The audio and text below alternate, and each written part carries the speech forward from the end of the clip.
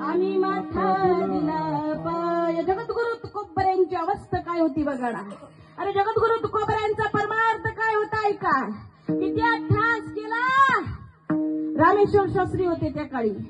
रामेश्वर शास्त्रीने सांगितलं तर रामेश्वर शास्त्री म्हणजे दशग्रंथी ब्राह्मण होते बाबा. दशग्रंथी ब्राह्मण कोणालाही म्हणत नाही. विद्यावाचस्पती कोणालाही म्हणत नाही. हा पंडित कोणालाही म्हणत नाही. ह्या सगळ्या पदव्या ना, ह्या सगळ्या पदव्या आहेत. ह्या ज्या पदव्या आहेत ना, ह्या कोणालाही दिल्या जात नाही. विद्यावाचस्पती, पंडित, दशग्रंथी ब्राह्मण. रामेश्वर शास्त्री म्हणजे साधे सुधे नव्हते बघा. किती ताकद होती रामेश्वर शास्त्रीमध्ये. रामेश्वर शास्त्री मंत्र उच्चारण करायचे ना, मंत्र उच्चारण करायचे आणि मंत्र उच्चारून ते पाणी हातामध्ये घ्यायचे. पाणी हातामध्ये घेऊन मंत्र उच्चारित करायचे आणि ते त्या ठिकाणी होमामध्ये किंवा त्या यज्ञामध्ये टाकायचे. यज्ञामध्ये ते पाणी टाकल्यानंतर मंत्र उच्चारण करून पाणी यज्ञामध्ये टाकल्यानंतर अग्नी प्रज्वलित व्हायचा. एवढी ताकद रामेश्वर शास्त्रीमध्ये होती.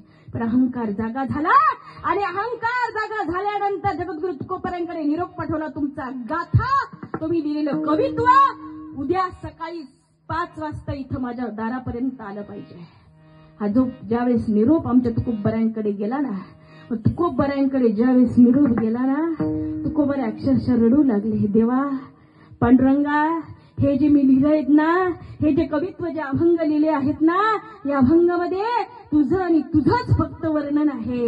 आणि जर हेच जर तुला भगवंता मान्य नसेल ना, याच्या पलीकडे मी काहीच करू शकत नाही. डोळ्यात आसू आहे, हृदयात पांडुरंगाविषयी तळमळ आहे आणि तळमळ असताना एकाने एक पान गाथ्याचं घेतलं आणि एकाने एक पान गाथ्याचं घेतल्यानंतर वाशा सफेद कपड्यामध्ये बांधलं आणि सफेद कपड्यामध्ये बांधून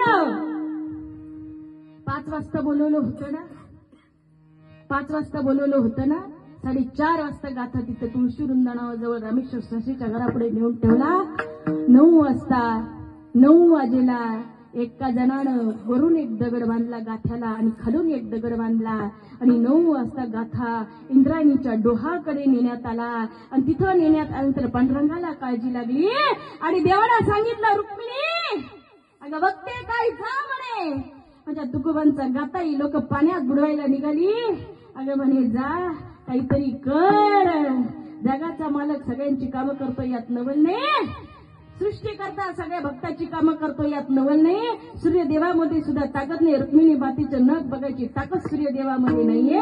अरे सूर्यदेवामध्ये ही ताकद नाही. रुक्मिणी मातेची नख बघायची माझी रुक्मिणी माता आज 13 दिवस पाण्यामध्ये बसल्या आणि 13 दिवस ज्यावेळेस गाथा पाण्यात बुडवलं ना, त्यावेळेस माझ्या जगाच्या आईनं तो गाथा आपल्या पोटाशी लावून धरला आणि मोजून 13 दिवसांनी जशा लोह्या तरंगतात पाण्यावर तसा गाथावरती आला.